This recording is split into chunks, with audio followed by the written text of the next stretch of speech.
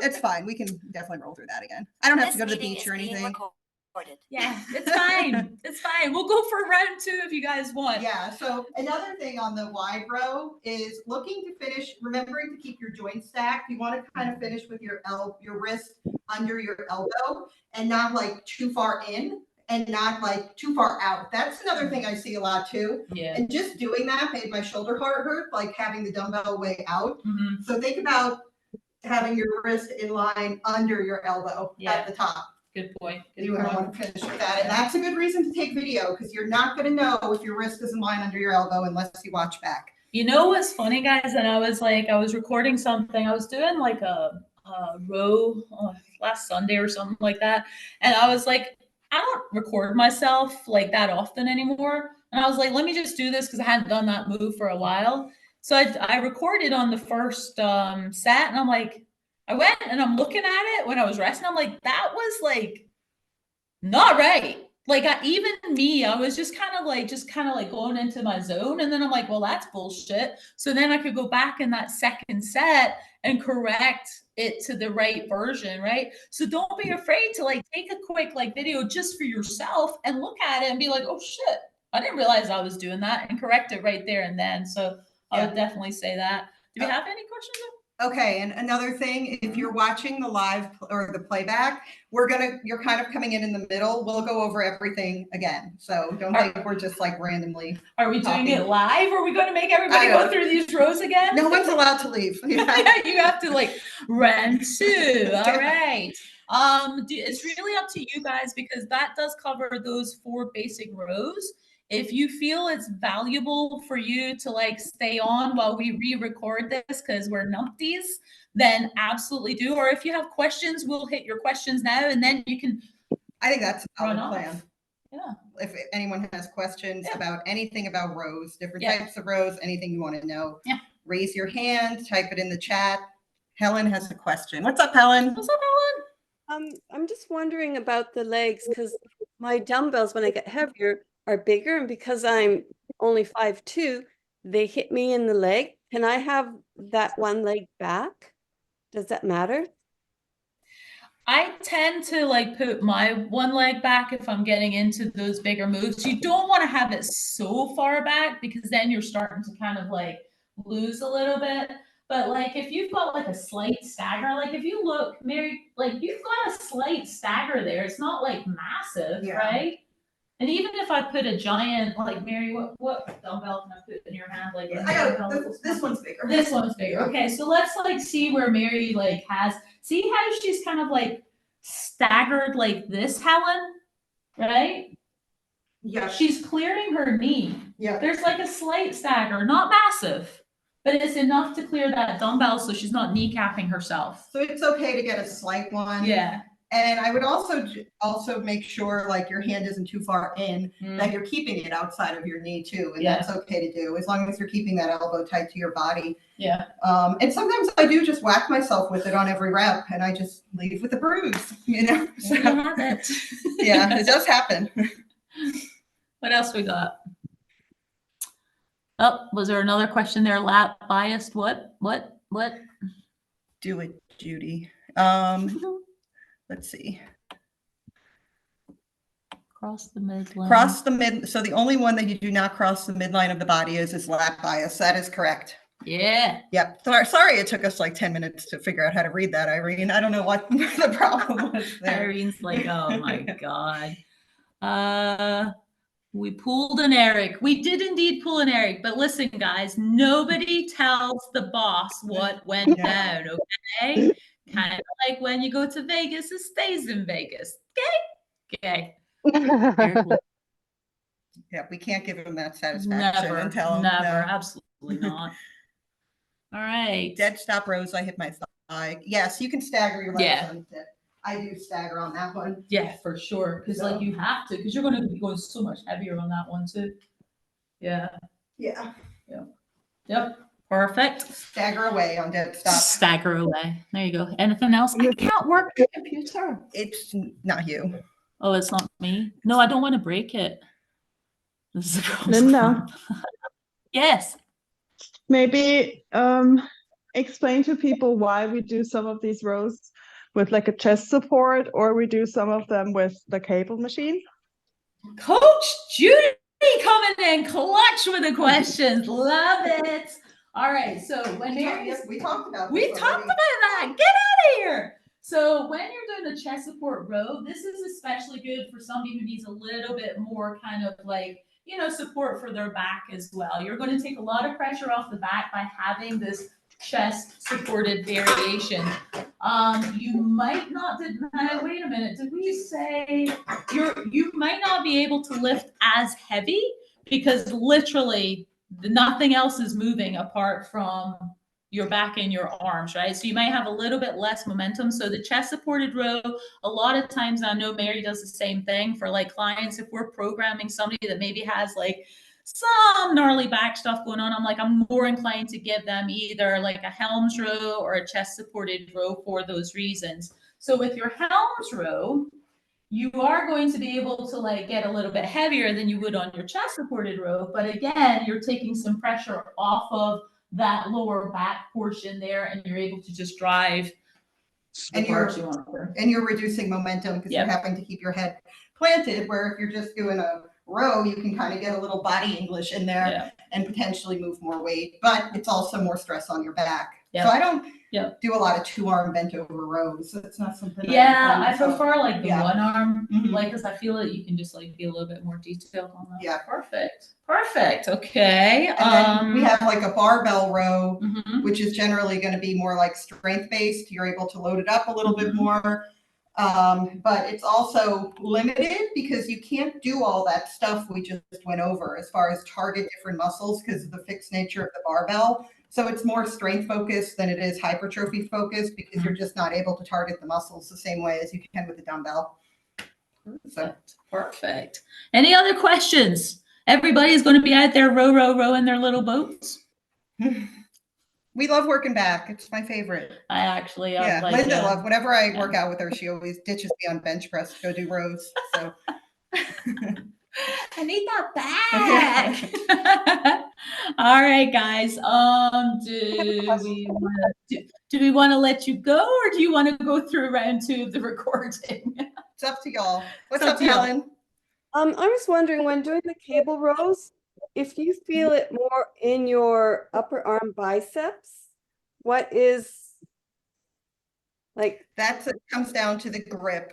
Typically, you want to make sure you're not gripping the cable too tight and that you're not gripping with your thumb and your pointer, that you're literally using your hand as a hook and pulling through like your bottom 3 fingers. And that's where I do like these gun fingers. If you've ever seen me do like lats or anything, like lat cable rows, these 2 fingers are not even on that cable. Like I'm not even holding it with them, and I'm just pulling with the bottom 3. Mm-hmm. So that's what that would be. Because if you're squeezing that thing, you're going to feel your shoulder and bicep work. How do you get the heavier weight though with just the 3? You know what I mean? Like sometimes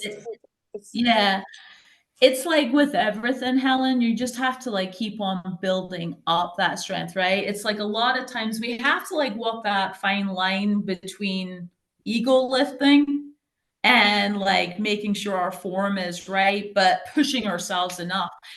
And it's an absolute balance on that, because sometimes I'll be in the gym and I'm like, well, I want to like look like I'm lifting that. So I might, but if I see my form is starting to suffer and I'm like, oh, I can feel that on my biceps. Exactly what Mary said. I was in there like a couple of weeks ago when I was doing something. I'm like, yeah, and I was pulling a fair amount of weight, but I could feel it like by the end of the rep, by the end of the set, I could feel my biceps like hurting. And I'm like, yeah, no, not what we want. That's not what we're working, right? I can go and do some bicep work afterwards if that's what I wanted work. So just pulling off the weight and just like building up over time. And that's part of the progressive overload of it, like being able to execute it the way you're supposed to and build weight from there. And I wear Versa grips when I do cable rows too, and that helps with my grip. Like so you can, if you have grips, you can put them on for sure. Yeah. Perfect. Let's see here. Irene has said we're all sworn to secret. Okay, well, we're not. Eric's never going to know about this. Okay, that's awesome. You're doing the Latin Rear Delt program. Let's go, Irene. Best, Irene. All right. Oh, Jessica's staying for round two. Okay, what happened there? Okay. Oh, phew. I didn't do anything, right?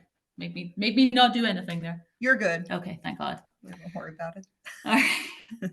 All right. Annalise, yeah. I mean, there's nothing wrong in like dropping your weights for like a little bit of time if you feel that you want to like really, really lock into form. Just make sure you're pushing yourself and you will actually feel the same level of workout because dialing into form is not easy, right? So it shouldn't be like oh yeah, la la la. I just like brought down my waist. You're actually going to be like, oh shit, because you're making sure you're really dialed into that. So it's super smart to do that. I think we've all done that. Oh, yeah, we're we like, still do. Yeah, 100%. Okay. All right. I think that's it for questions. So here we go again. Yeah. Yeah. Okay, so obviously, if you already saw this, feel free to hop off, but we're going to go over rows, and we're going to start with a lat bias row. Lat bias rows. It was so good the first time, Groundhog Mary. Day. Okay, it's like we've already been here. All right, lat bias row. So with this one here, this one, you do not want to pass the midline of your body. So if we turn Mary the other way, she loves it when I keep on like turning her around. She's like, where do you want me to go, Linda? All right. So watch Mary when she goes past the midline of her body, right?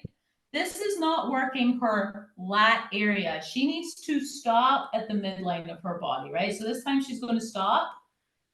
And you see this beautiful art that she's doing? We called it Linda's rainbow.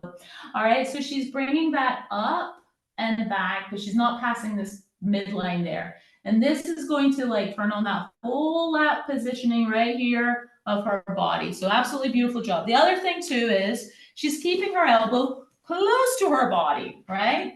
So we'll just watch from this angle here. And look at that, absolute perfection. Do we expect anything less from Mary? Absolutely not. And then the other thing that we're looking at as well, apart from her shoulder, is also her hand. So Mary's coming in close. She's going to show you how we are gripping that dumbbell, right? She doesn't have a death grip. We don't want to like screw up her elbows or squeeze or anything like that. So she's pulling through her pinky and she's keeping that very kind of like casual there. And then the last thing too is her shoulder, right? If she were, see what she did right there? Well, right now she's like, just screw it. This is what not to do. Not to do this, right? So she's like, oh my God, like what are we doing, Mary, right? Yeah, my shoulders rounded forward, which we don't want. We don't want it like this.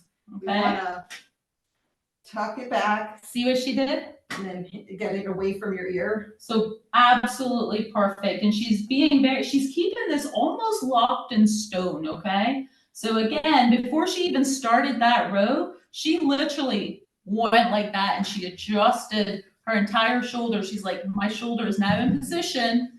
My lats are engaged. Here we go. So that is her lat-bias row. And even heavier, we can talk about momentum here too. Okay, talk about momentum, Mary. So you notice my upper body is staying pretty much locked in stone. My elbow's close to my side. What I'm not doing is kind of like jerking the weight up with momentum. You don't want to get too much of that action in there. You want to make sure you're keeping your upper body locked in stone for good form. And I can feel my lat working here. So this isn't that light, so. Nice. And I mean, because we're not doing like little like Russian twists or anything like that. So she doesn't need to yank it. Okay. So definitely keeping in control of that. We're going to go ahead and do a mid-back bias row. And this time she's going to drive the elbow past the midline. So with the lat bias row, she stopped at the midline. This time here, she's driving past it, right? Now, where is the hand stopping? Now the hand is stopping at the midline. She is feeling that up here in her mid-back area, all right? Again, the shoulder is down and back, right? It's not coming forward with this or else we're not going to be able to feel that activation along her mid-back area. And she is still pulling through her pinky, right? Not her pointer finger. And let's see here. Elbow is again close to the side. Yeah, and Okay. so elbow elbow staying close. elbow past body, and the dumbbell stops like right here, the midline of your body. Another thing that you might see is I'm like scraping the ground with the dumbbell before I come back and up. So it's not just like straight up, you're going back and then up on it. Beautiful. Round of applause, Mary. Thank you very much. All right, we are going to go into the rear delt row. Mary, where's your rear delts? It would be the back of your shoulders, back here. We have too much fun with this. It's Yeah. like a little bit of a game show here. It's All fun, right, yeah. so back of the shoulders there. And with this one here, we're going to have our wrists and our elbows at a 45 degree, okay? So the other two, your lat based and your mid back bias, you were in close, right? You kept that elbow close. With your rear delt row, because you're trying to activate this part of your upper shoulder and upper arm, she's going to be at a 45 degree angle, roundabout, okay? Yeah. One thing I'm going to say about when we say 45 degrees, 75 degree, everybody's bodies are a little bit different. So don't get too hung up if you're like, oh, I think this is a 40. It's not a 45, right? Just make sure that you, and what I find is like making sure that elbow, my God, yeah, your elbow up here, Mary, making sure your shoulder is really down and back for all of these is really, really paramount to it. Again, she's got a nice kind of like loose grip there. She's pulling through that pinky and feeling that more in the back of your shoulders, more elbow drive Yep, that's the versus big, squeezing. on the rear delt, it's that 45 degree angle and then driving that elbow back and not thinking much about getting a big squeeze at the top, but think more about more elbow drive back at that 45 degree angle. And the reason for that is, again, she's not working this part, right? She's working this part. And that's why you want to kind of like feel that drive there, okay?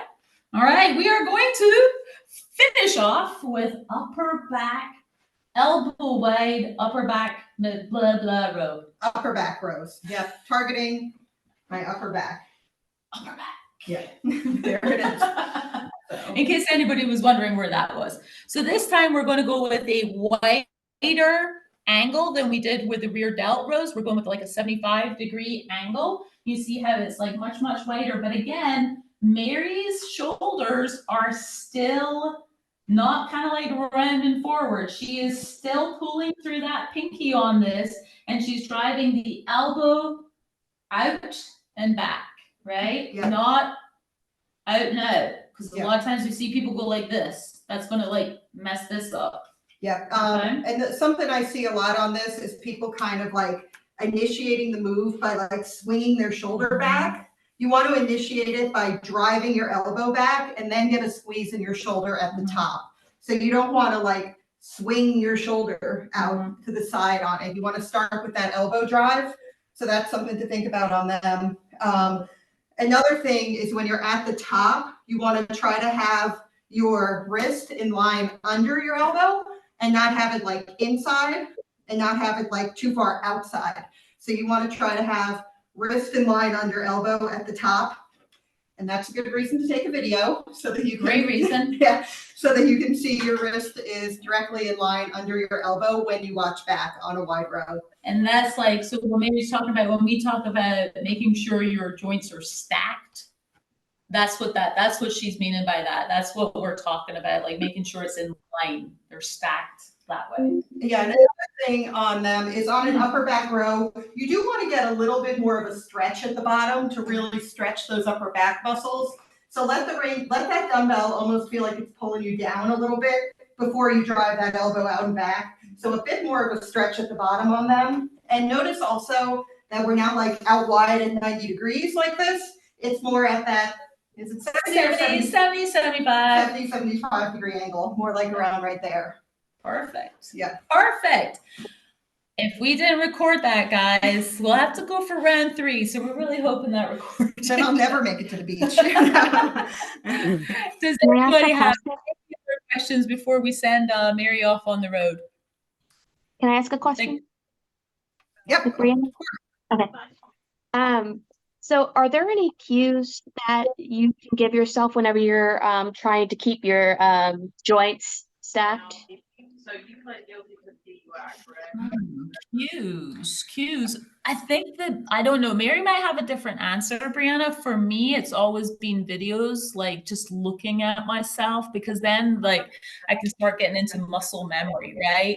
Because if you do it often enough and you can see yourself, you're like, oh, okay, that's what that feels like. So it's been like hyper aware of that. I find the videos are the easiest way to kind of like correct things, especially at the beginning or like at any point. Like I told you guys like what happened to me like last week, and I'm like, what was I thinking, right? Because I don't know if I would say how it feels. Yeah. Because when I showed that and like my hand was way inside, I felt it like in my chest. And then when I went way outside, I felt it like in my tricep and elbow. Okay. So if you're, not feeling the muscles that the vital says you should feel, that's a good sign, like it might not be corrected. Yeah. And a video is really, Yeah. if you can get one, but I also pay attention to what you're feeling. And if you're feeling like in this area, that's not good. Like, you Yeah. don't want to put that stress. Yeah. All right. There we go. Who else has got questions? Do we have any questions? Sure. With, like Sally.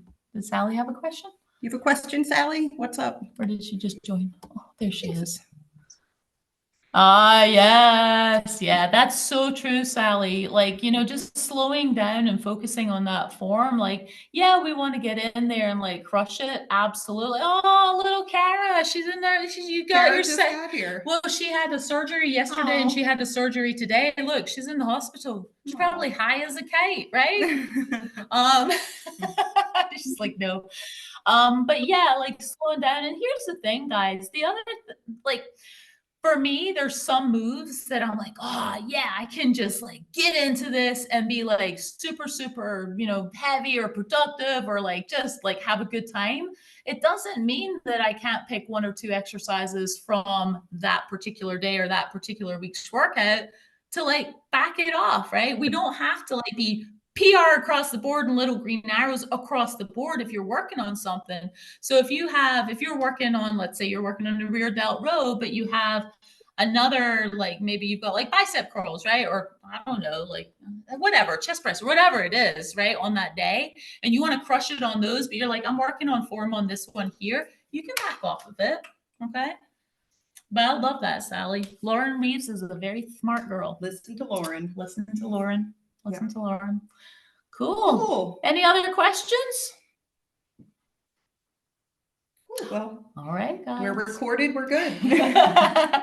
Awesome. Thanks so much, guys. We love doing this with you guys. So if there's ever anything you want us to specialize on, we're here. I don't know what we've got coming for next month. We'll think We'll about talk it. about it. We'll talk about it.